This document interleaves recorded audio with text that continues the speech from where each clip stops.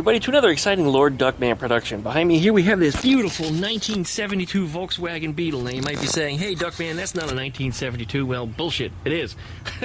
Just happens to have some different stuff on it from earlier year cars, such as the headlights, the bumpers, a few other pieces of trim, and other things that are going around on this. It was deliberately built this way by the previous owner because he liked it. And you know what? I think it's gorgeous. I love the color of this car. I wouldn't change a thing about it, except for the electrical problems that this thing has. For some reason, practically nothing on this car is working properly. The lights don't work, the turn signals don't work, the car doesn't even continue running when you turn the headlights on. It's just really weird. Sometimes when you go to start it, it doesn't even do that. It's like you hit the start button, yeah, it has a button, the key actually doesn't function, and it doesn't work. In addition, the generator light doesn't want to come on, and from my understanding, from what I was told... Oh, we almost got a wreck. Almost. Oh, man. The guy coming down the street didn't even try to hit the brakes when Bozo backed up in front of him.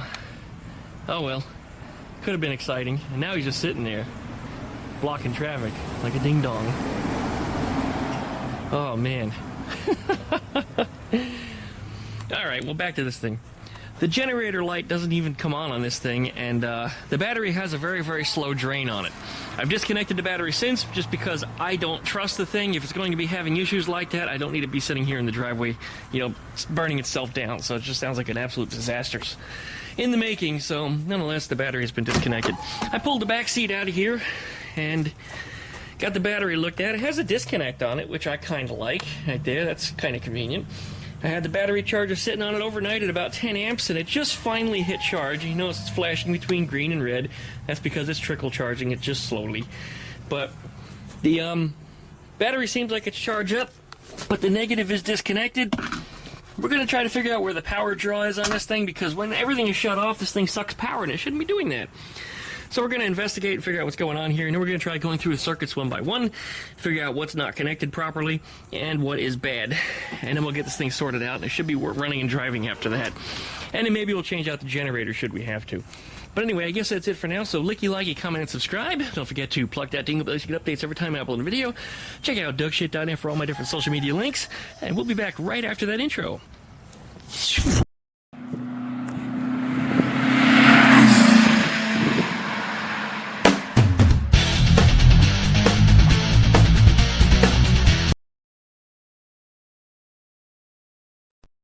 Alright, the first thing we want to check is to if there's any drain on the battery. Now currently the key is shut off, there's no radio in this car, there's no aftermarket alarm system or Bluetooth stereo, there's no clock, so I'll make sure the dome light is off. There's nothing in this car that should require any power when the key is turned off. So, let's go ahead and see if we've got any voltage between our negative terminal, which is now disconnected from the battery, and the negative terminal on the battery. And the answer is... yep, we got current flowing.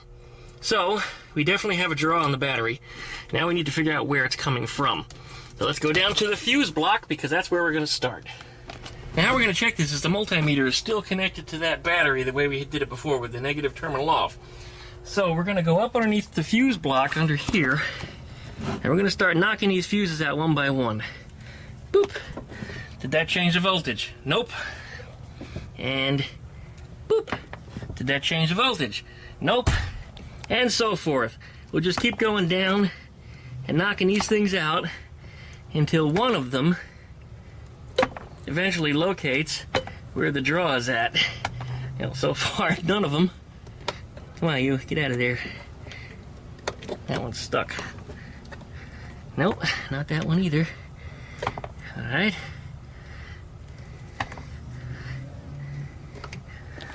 You know what? I think we got a real mystery on our hands here, because all the fuses are now out and we still got stray voltage. You know what that might mean? That might mean it's in the regulator. Because currently nothing else is connected to the circuit except that. Let's see what happens if we disconnect the regulator. And that's probably where I should have started. Alright. Voltage regulator is behind the seat here. Yes. Yes. Alright, up underneath here is our regulator. It's disconnected from the battery. Now be careful with this. This is not fuse protected. Not that it matters anyway because our negative terminal is off. But look at that. 0 volts. That's where our problem was for sure. Okay. Well, looks like it might be in the regulator. We're going to have to get another part and see. My video to reflect as to where all the fuses go, and I've got them all put back in, except for the one that I just launched that I didn't put in straight. So we'll put that back in the way it belongs, just like that. Here we go. Alright, fuses are all back in place. Now, let's reflect on what we know. Make this battery the way it's supposed to be. Currently have the charger disconnected too. We know it is drawing power the way it shouldn't be. So we are reconnected. Alright, go back up here. Put our key in the ignition, and let me show you the problem we got here. Oh, now we got nothing. What is all this about? Alright, well that's new. I'm checking my terminals down here. Everything looks like it's connected properly, and I didn't see anything wrong at the regulator. But we got lots of other problems going on with this thing. I guess I gotta dig into it a little more. That went up to just loose connections on the battery. I beat on them a little bit, and then we got power once again. Now you probably saw the oil light flicks on just for a second and goes out. Something's wrong with this ignition switch too. There's a little sweet spot you have to turn to, and if you turn beyond it, then things start going off. Also, the start doesn't work in here because it's been removed to a push button, which doesn't always work, which is another thing. But we don't have a generator light. Now, generator light would, of course, be tripped off by the regulator. The regulator has a feature inside of it that makes that light come on when it's not being charged. Currently, when the engine's not running, it's not being charged, so that light should be coming on. Now, we're going to test the wiring and the lighting circuit on that and see if that's good. But at this point, I'm speculating that it's probably a bad regulator. We might actually have this thing fixed pretty easily if that's the case. I pulled off the generator light under here. Whenever it wants to come off. Yeah, here it is. Oh, we got a broken connector too. That ain't helping things. Anyway, first we got the electrical connection fixed. See, we got a little spark there. We have draw, and everything is turned off. That is definitely something. Okay. What I want to do, and I've already done it, is I pulled off the generator light, and with the generator light disconnected, we should go look at the dashboard now. Yeah. Woohoo. Tight fit in there. Turn the key on. Now we have no oil light. That's weird. You know, hang on a second. Let's just try something real quick. Alright. Okay, the oil light is connected to the generator wire. So we do have a generator light after all, but we have no oil light. Well, that's a problem. All right. I guess the next thing we do is go under the hood and figure that out. Hood.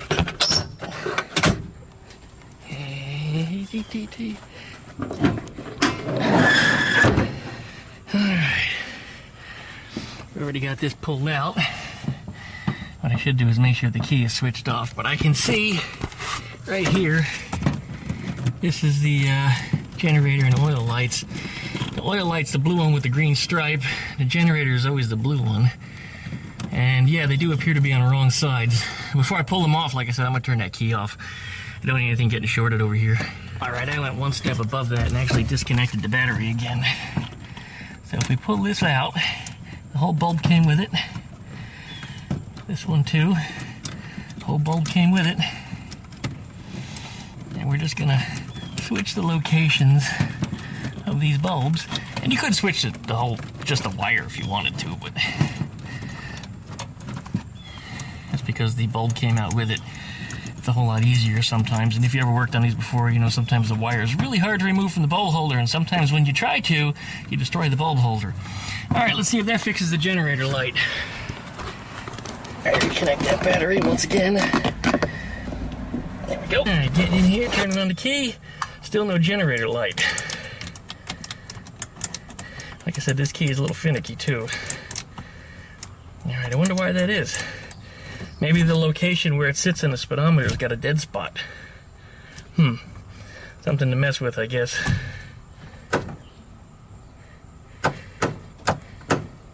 No four-way flashers either. Just figured while we're here, let's mess with some stuff. Yeah, I see headlights coming on. I can see them coming on, and the gauge in there, the gauge is lighting up too.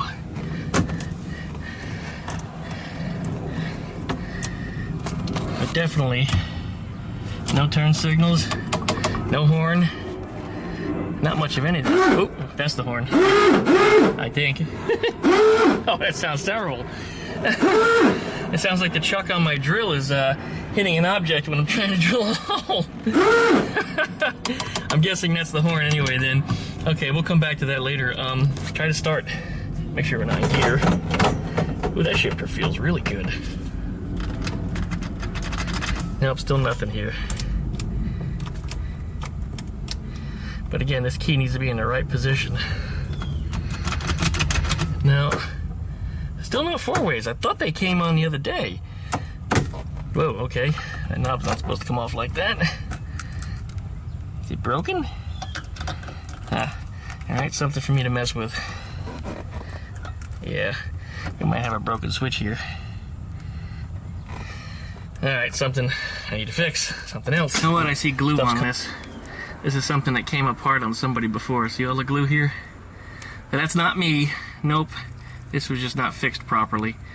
Still a bulb in it though. That's your four-way flasher that lets you know your indicator. Anyway, I'll get in here and I'll fix this also. It looks like glue's what it was, so glue's what it's gonna get. But we'll make it right. That properly makes the generator light work. Now we got a generator light. The way we're supposed to. Still can't crank the engine though. I don't know what the deal is with that. It's supposed to be on this separate push button switch over here. Oh, there it goes. I guess it has a hot spot in it.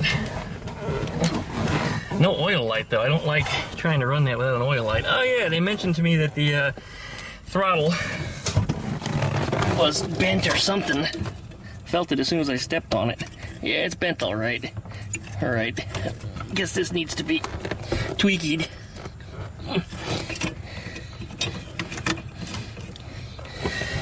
Yeah, we'll look at that further. But anyway, it does work now. Well, it was working. Throttle, man. Alright, this whole pedal is completely bodged. It's a really soft metal. I don't think that's an OEM one.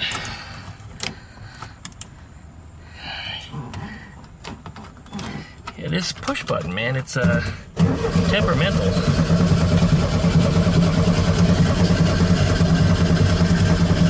Not firing though.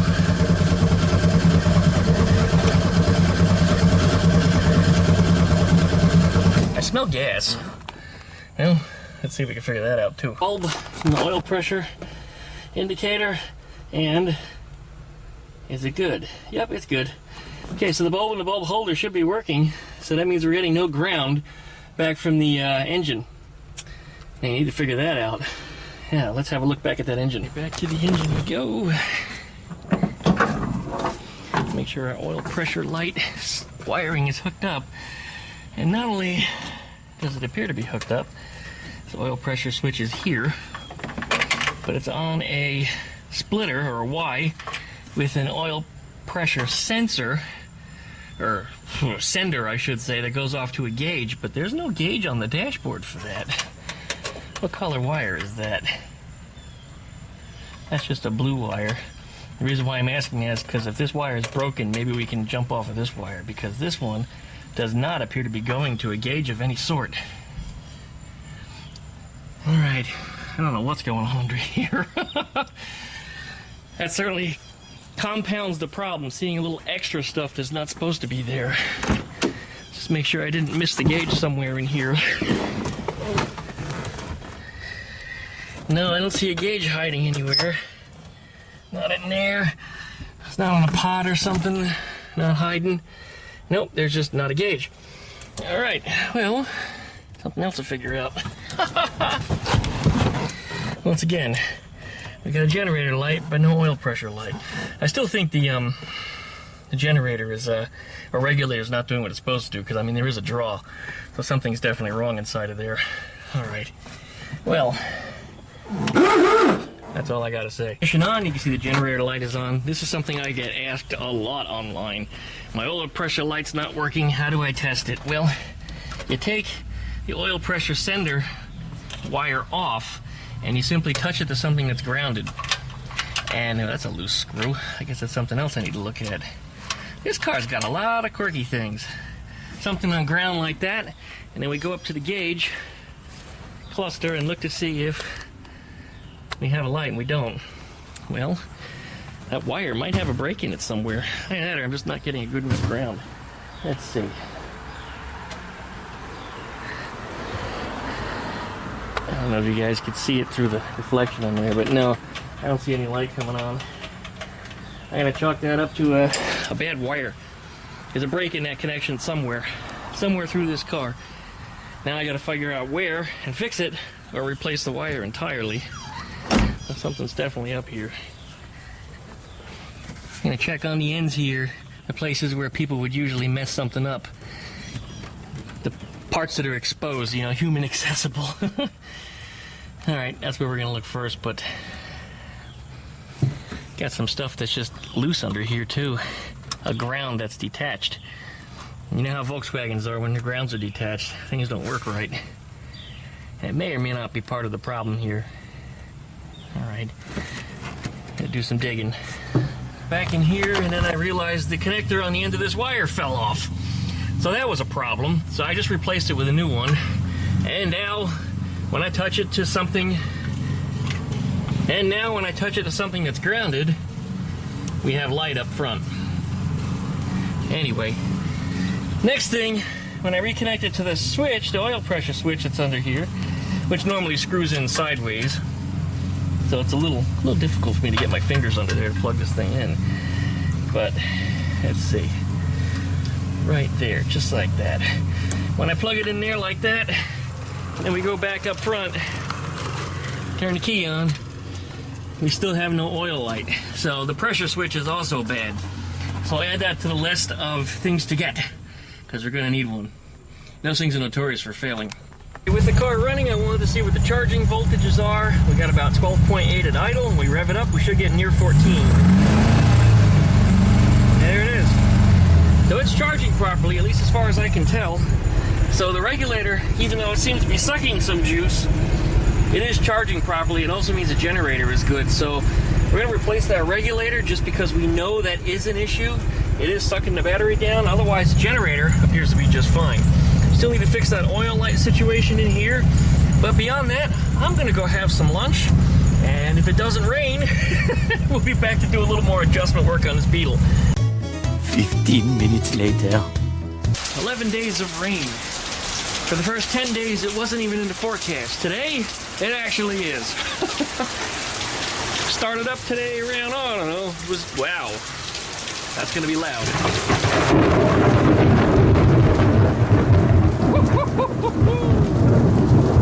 Started up around 11 and, well, it's just been awful. Just an awful all day. 1 hour later.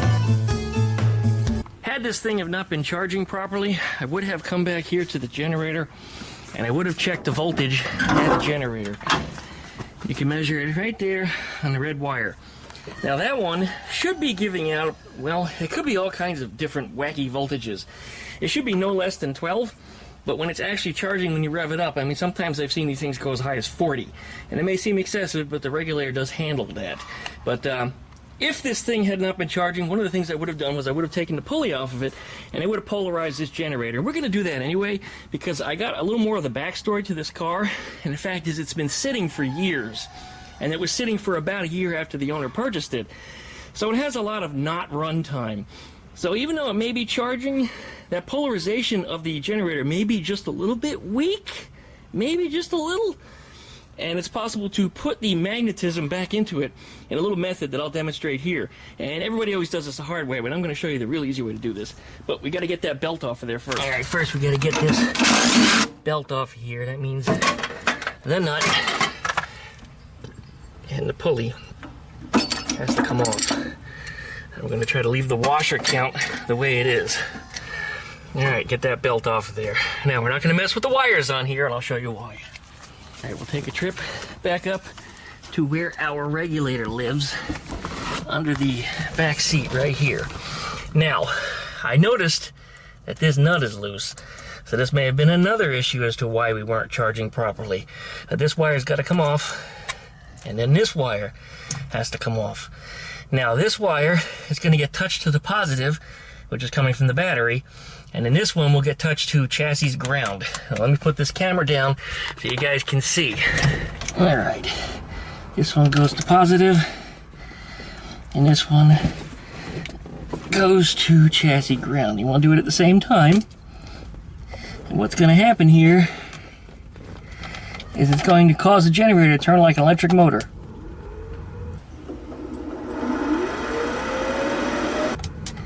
You only have to do it for about a second or two. That's enough to get it. So if you do have a generator with no output, that's probably one of the things you want to try.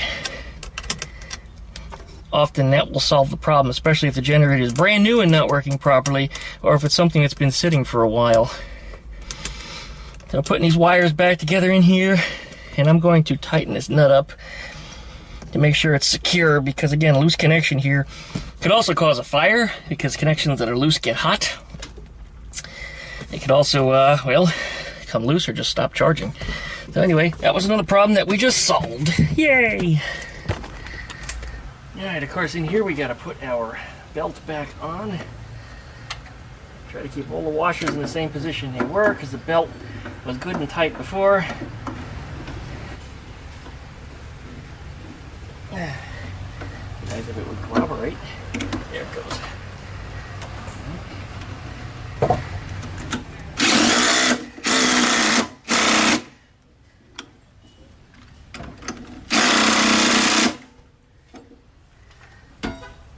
Alright, I should get it.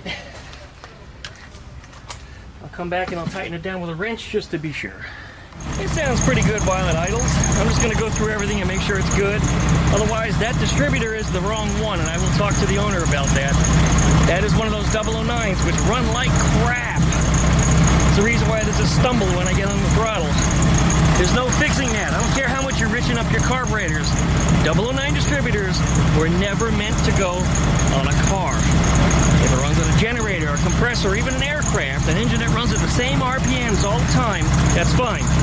But for something that's in stop-and-go traffic, that is the worst. Absolute worst. People like to call it a flat spot when you get on the throttle. It's not a flat spot. It's a fucking stumble. It runs like shit. I hate these things. I really do. And there's no masking it. There's no way to fix it other than to replace it. So if you run a 009, don't listen to what anybody tells you. Unless you're stuck with it because your carburetors don't have an appropriate bung to attach a proper 0334 distributor, then that would be the only reason you should keep a 009. Otherwise, yeah, fuck it. Those things are garbage.